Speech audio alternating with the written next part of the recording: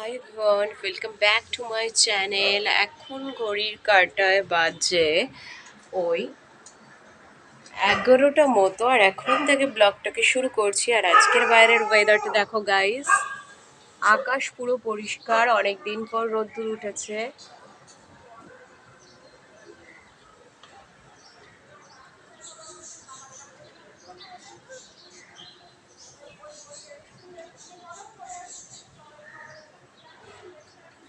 তো ফাইনালি দেখতে পেলে আজকের ওয়েদারটা কেমন কি। আর এখন আমি চলে এসেছি ঠাকুর ঘরে। ঠাকুর ঘর থেকে ঠাকুর প্রণাম সেরে তবেই কিন্তু আমি ব্লগটাকে শুরু করি। সেটা তোমাদের একদিন বলেছিলাম, তো চলে এসেছি, যা কথা তাই কাজ।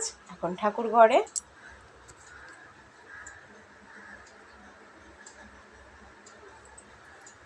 তো দেখো আমার গপু সোনাকে,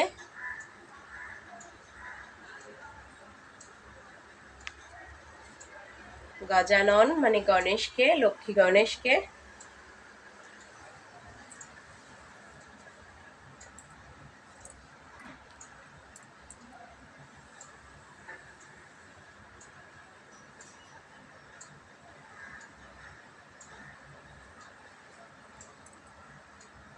তো দেখতে পেলে আমার ঠাকুর।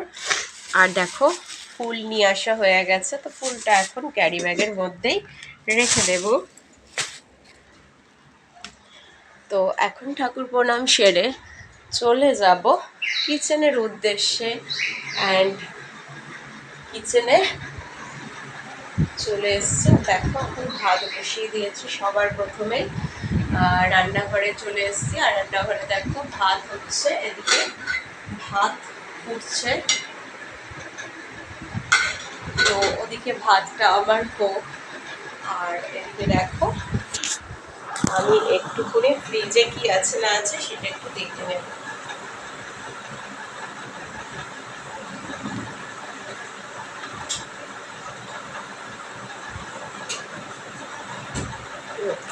ফ্রিজে আছে কাঁচা মাছ, কাতলা মাছ। তো কাতলা মাছের রেসিপি হবে। তো ফ্রিজ থেকে এখন আমি কাতলা মাছটা রান্না করব, তো তার জন্য বার করে নিলাম। তো কাতলা মাছের রেসিপিটা বানানোর জন্য আমি সবার প্রথমে দেখো নুন হলুদ মেখে ম্যারিনেট করে রেখেছিলাম ফ্রিজে মাছগুলোকে, এবং সেটাকে এখন আমি 3 পিস মাছ এখান থেকে নিয়ে নেব।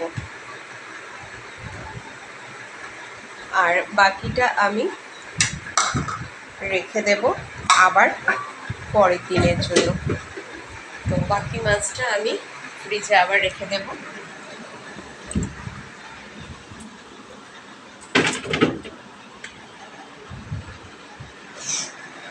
তো দেখো আমি ফ্রিজ থেকে মাছগুলোকে বের করে নিয়েছি। আর এখন আমি মাছ রান্নার জন্য দেখো সবজিও কেটে নিয়েছি। সবজি বলতে এখানে নিয়েছি পটল আর আলু কেটে, মানে যেহেতু আলু পটল দিয়ে রান্না হবে, তো আলু পটলটা আমি ফাইনালি কেটে নিয়েছি। আর এখন ভাতে দেব গাঁটি সিদ্ধ, তো গাঁটিগুলোকে ধুয়ে নেব। তো গাঁটিগুলোকে আমি ফাইনালি দেখো ধুয়ে নিয়েছি, আর এখন ভাতে সেদ্ধও দিয়ে দিলাম।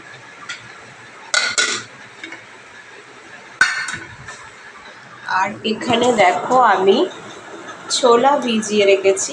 ছোলা, তো ছোলাটা ভিজিয়ে চানা বানিয়ে খেতে খুব ভালো লাগে, তো তার জন্য।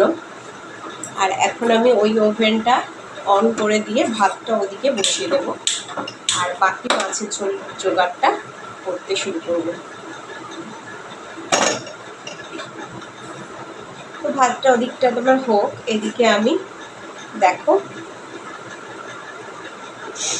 এখানে কটা লুচি ভাজা হয়েছিল, তো তার মধ্যে আমি মাছগুলোকে ভাজবো। এর মধ্যে একটুখানি তেল দিয়ে নেব প্যানটাতে। তো সর্ষের তেল নিয়ে নিলাম। সর্ষের তেল দেওয়াও হয়ে গেছে। তেলটা একটু কিছুক্ষণ গরম হোক। তেলটা এদিকে আমার গরম হোক, আর আমি এখানে শাক কেটে রেখেছি, পুঁই শাক। তো সেটাকে এখন আমি একটু ধুয়ে দেবো।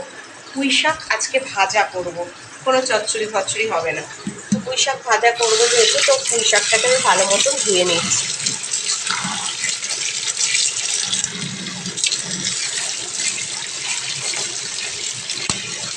বালি লেগে থাকে, ধুলো লেগে থাকে, তো তার জন্য একটু শাকগুলোকে ভালো মতন ধুয়ে নেওয়াটা জরুরি। তো দেখো আমি শাকটা ভালো মতন ধুয়ে জল ঝরাতে দিয়েছি এভাবে। এখন জলটা ঝরুক, আর ততক্ষণ দেখো আমার তেলটা গরম হয়ে এসছে। আর প্যানে দেখো এদিকে ভাত হচ্ছে, এদিকে প্যানে আমি তেল দিয়ে দিয়েছি। আর এখন আমি মাছগুলো ভেজে নেব। একটা একটা মাছ আমি এখন গরম তেলের ওপর দিয়ে দেব।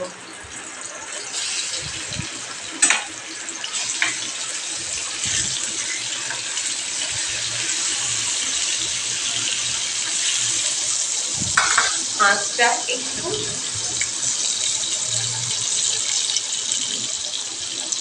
হোক, আর ততক্ষণ কিছু ভেন্ডি আছে সেগুলোকে আমি কাট করব। তো ভেন্ডি কাটবার জন্য আমি দেখো ভেন্ডিটাকে না কিছুক্ষণ জলের মধ্যে গোটা অবস্থাতে ভিজিয়ে রেখেছি।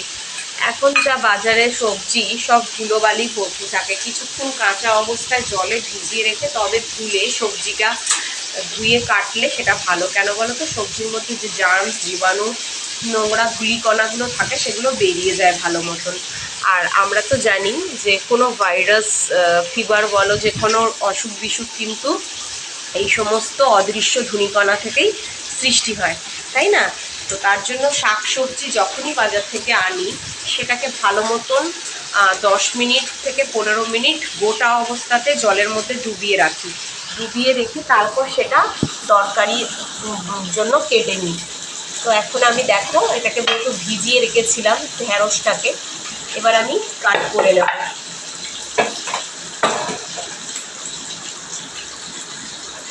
কাট করবার জন্য দেখো আমি কাঠের পাতাতনটা নিয়ে নিয়েছি, আর এখানে আমি একটা একটা করে ভেন্ডি কেটে ফেলবো।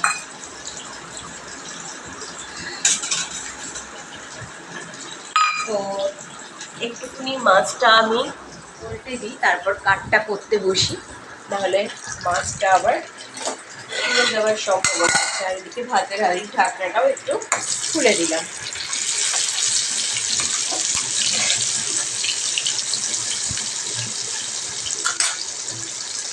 তো দেখো মাছটা ফাইনালি ভাজা ভাজা হয়ে এসছে।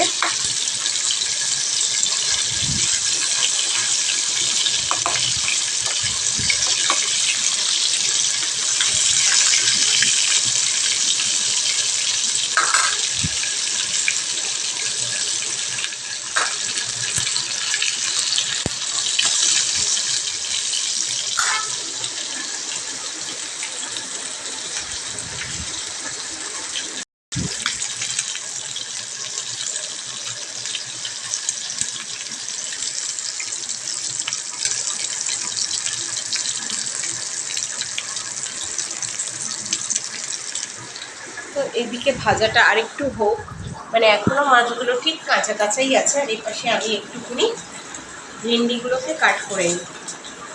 তো ভেন্ডি কাটবার জন্য আমি নিয়ে নিয়েছি ছুরি।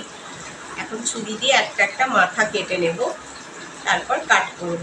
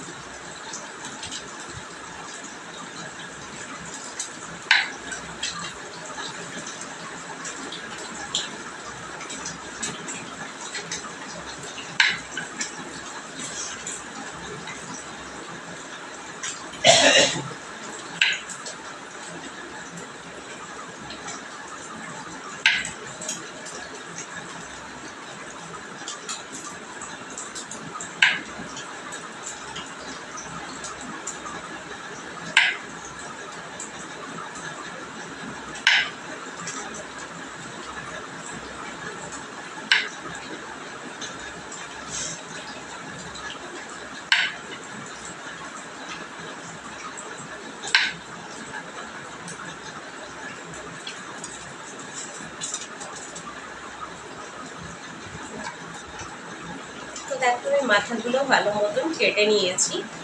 আর এভাবে এবার আমি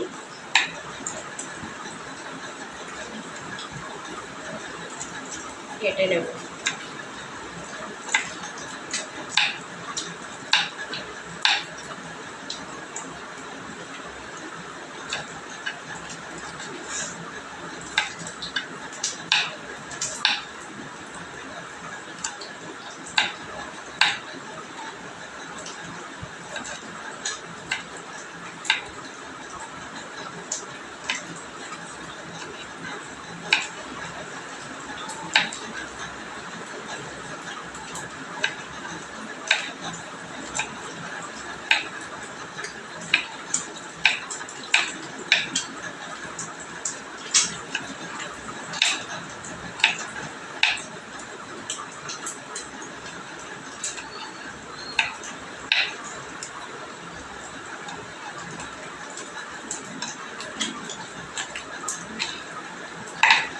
তো দেখো আমি ফাইনালি সমস্ত ভেন্ডিগুলোকে কেটে নিয়েছি। আর এখন ভেন্ডিগুলো কাটার পর আমি একটা বাটির মধ্যে তুলে নেব।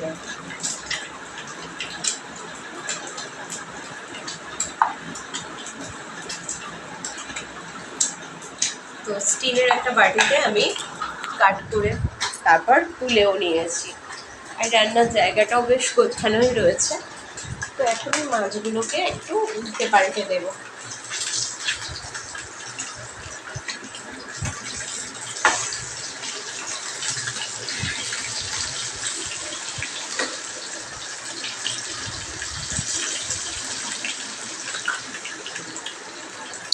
তো দেখো আমার মাছ ভাজাটা প্রায় হয়ে এসছে। আর আমি এখন মাছ ভাজাটা একটা বাটির মধ্যে তুলে নেব।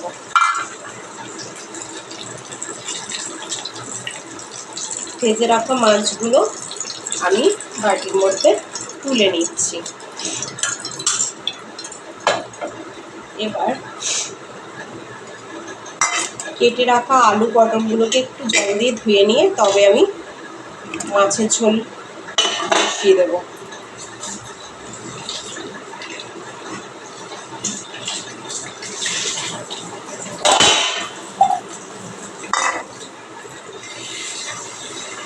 যেহেতু আলুতে একটু কষ থাকে, কিছুক্ষণ কেটে রাখে দেখবে আলুটা না একটু কালো কালো ভাব থাকে হয়ে যায় কষের কারণে। তো ভালো মতন একটু জল দিয়ে কচলে কচলে ধুয়ে নিতে হবে।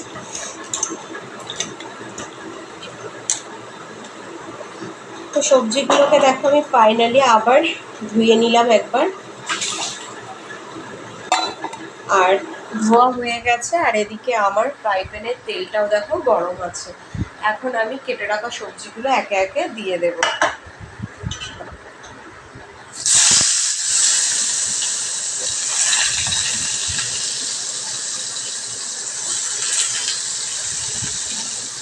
আলু পটল দিয়ে একটা পাতলা মাছের ঝোল বানাবো। তো সেটাই আজকে আমি কীভাবে বানাচ্ছি সেটাই দেখাবো। আলু পটলগুলোকে আমি প্রথমে তেলের মধ্যে হালকা করে ভেজে নেব। একদম কম তেলে রান্নাটা করবার আমি চেষ্টা করছি, কেন তেল কিন্তু আমাদের শরীরের জন্য ঠিক নয় বেশি। তো তেলটা যতটা চেষ্টা করা যায় মানে কম দিয়ে রান্না করার, ততটাই শরীর আমাদের সুস্থ রাখতে সাহায্য করবে। কারণ বর্তমান সমাজে বা বর্তমান দিনে আমরা কিন্তু কোলেস্টেরল প্রবলেমে সবাই কম বেশি, গ্যাস অম্বলের প্রবলেমেও ভুগছি, তাই না? তো কম তেল মশলা দিয়ে সুস্বাদু রান্না করবার চেষ্টা করাটাই হলো একজন সুগৃহিণীর কাজ, তাই না? তো তেল মশলা কম দিয়েই কিন্তু আমি রান্নাগুলো করছি। তোমরা যারাই আমার ভিডিও দেখছো বা দেখবে পরবর্তীকালে তোমরাও চেষ্টা করবে এভাবে করার। শরীরটাও সুস্থ থাকবে এবং রান্নাটাও খেতে দুর্দান্ত হবে, একটা হেলদি একটা রেসিপি তৈরি হবে। তো যাকে আমি এখন দেখো মশলার কৌটোগুলো নিয়ে নিয়েছি। আর খুব সামান্য তেলে আমি প্রথমে আলু পটলটাকে ফ্রাই করে নিয়েছি, মানে ভাজা করে নিয়েছি। এইবার ভেজে রাখা আলু পটলগুলো ততক্ষণ ভাজা ভাজা হোক। আর আমি একটা মশলার পেস্ট বানিয়ে নেব। মশলার পেস্ট বলতে আমি অ্যাড করবো 1 চা চামচ হলুদ গুঁড়ো,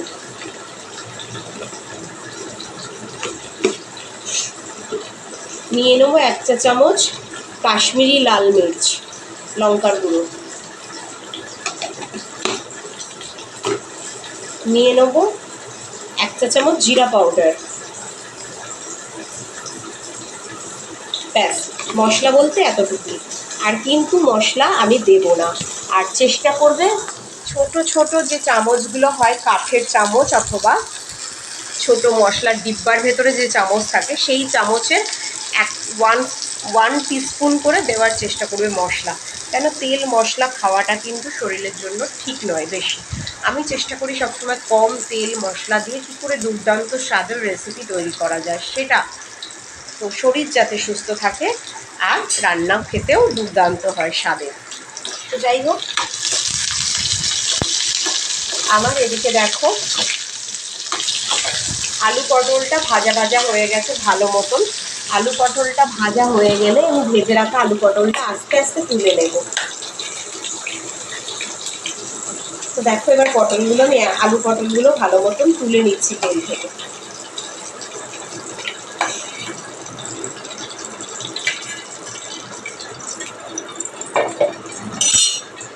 তো দেখো আমি আলু পটলটা ভেজে নিয়েছি প্রথমে, আর ভেজে রাখা অবস্থাতে হালকা ভাজা অবস্থাতে তুলেও রাখলাম।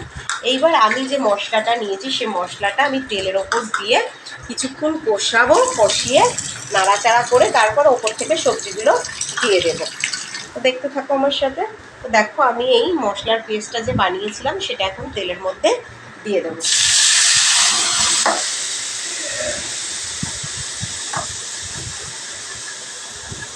তো ভাগ্যে তেলের মধ্যে মানে দিতে গিয়ে একটুখানি আগুনটা কিছুই হয়নি আর কি,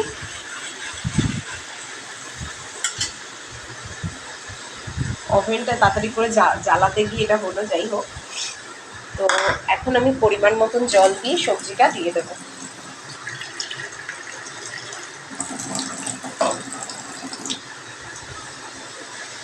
তো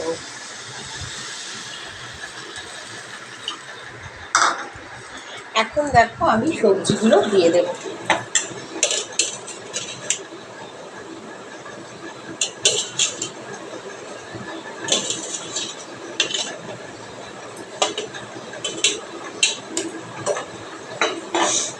আর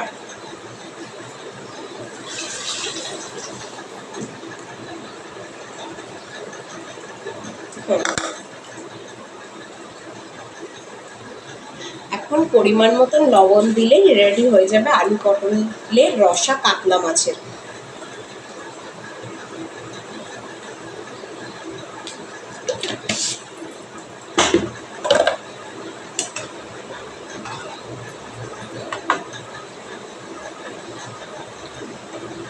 নুন মিষ্টি সবই চেক করে নিতে হবে একটু, স্বাদ মতো লবণ, পরিমাণ মতন জল, পরিমাণ মতন মশলার পেস্ট আমি দিয়ে দিয়েছি। দিয়ে এখন একটুখানি ফুটুক, আর ফুটে আসলে ভাজা মাছগুলো ওপর থেকে আমি দিয়ে দেব।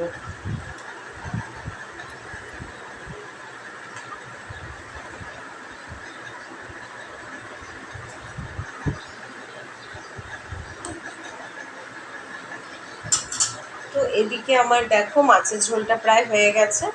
আজকে হলো আলু পটল দিয়ে কাতলা মাছের রসা বানালাম। কিভাবে বানালাম সবটাই আমি তোমাদের দেখালাম। আর এখন হচ্ছে ভাতটা একটু দেখবো।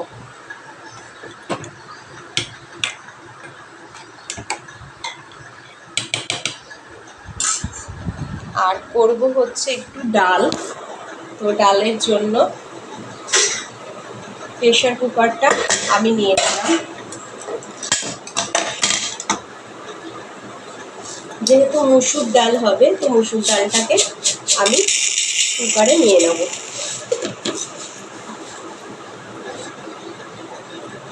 মুসুরির ডাল যেহেতু, আমি কুকারেই সিটি মেরে তারপর সম্বার দেব।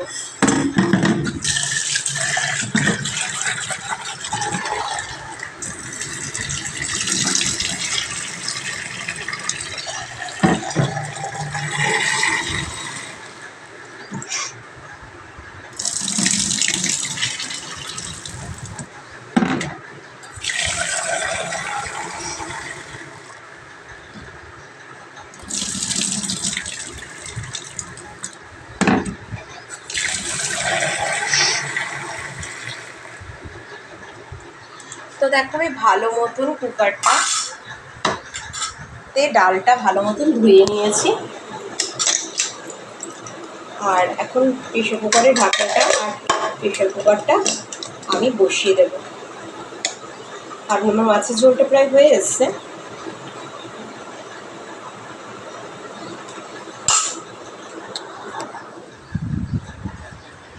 তো আজকে ব্লগটা কেমন লাগলো কমেন্টে লাইক করে শেয়ার করে দাও, আর কমেন্টে জানাও। তোমরা অনেক দিন ধরে রিকোয়েস্ট করছিলে রান্নার ব্লগ করছি না, রান্নার ব্লগ। তো আজকে ভাবলাম আজকে একটা ফাইনালি রান্নার ব্লগ করি।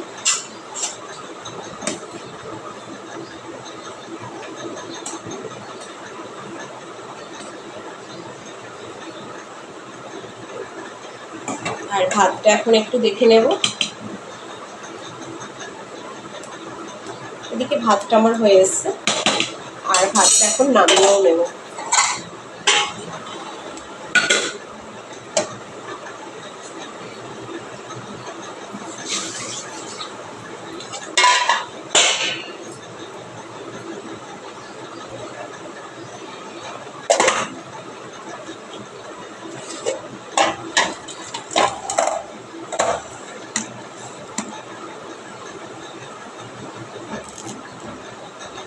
তো ভাতটা দেখো আমি উপুর করে দিলাম এখানে, আর ভাতটা এখন উপুর হোক। আর এদিকে আমি কুকারটাও বসিয়ে দিলাম রান্নায়। তো আজকে আমার রান্না প্রায় কমপ্লিটের দিকে। আর কিছু পেঁয়াজ আছে, সেগুলোকে এখন একটু চপার বোর্ডে কেটে নেব গ্রেড করে করে। পেঁয়াজটা অ্যাকচুয়ালি আমরা স্যালাড বানিয়ে খাই, কাঁচা পেঁয়াজ। সেটাকে একটু ভালো মতন এখন কেটে নেব।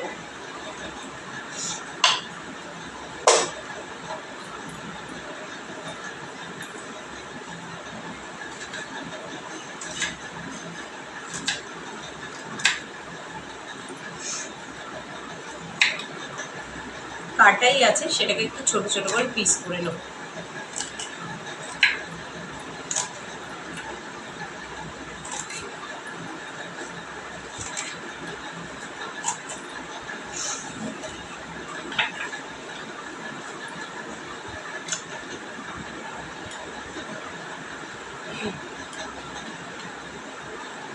তো আজকে স্যালাডে শুধু বাড়িতে রয়েছে পেঁয়াজ, মানে অনিয়ন। তো স্যালাডে আজকে পেঁয়াজই খাওয়া হবে, কেন কি পেঁয়াজ, লেবু আর শসা দিয়ে প্রত্যেক দিন একটা স্যালাড বানিয়ে খাই আমি। তো আজকে শসাটা নেই, লেবু আছে আর পেঁয়াজ আছে, তো সেটা দিয়েই স্যালাডটা হবে। আর এখন আমার দেখো তোমাদের সঙ্গে বলতে বলতে আমার রেডি হয়ে গেছে ভাত, ডাল, মাছের ঝোল। আর আজকে লাঞ্চের সমস্ত রেসিপি আমি বানিয়ে ফেলেছি। আর আজকের ব্লগটা তোমাদের কেমন কি লাগলো প্লিজ প্লিজ লাইক করে দাও, শেয়ার করে দাও, সাবস্ক্রাইব করে দাও। দেখা হবে আবার একটা পরের ব্লগে। ততক্ষণের জন্য টাটা, ভালো থেকো গাইস সবাই বন্ধুরা। আর প্রচুর প্রচুর সাবস্ক্রাইব করে লাইক করে দাও, শেয়ার করে দাও। Bye bye.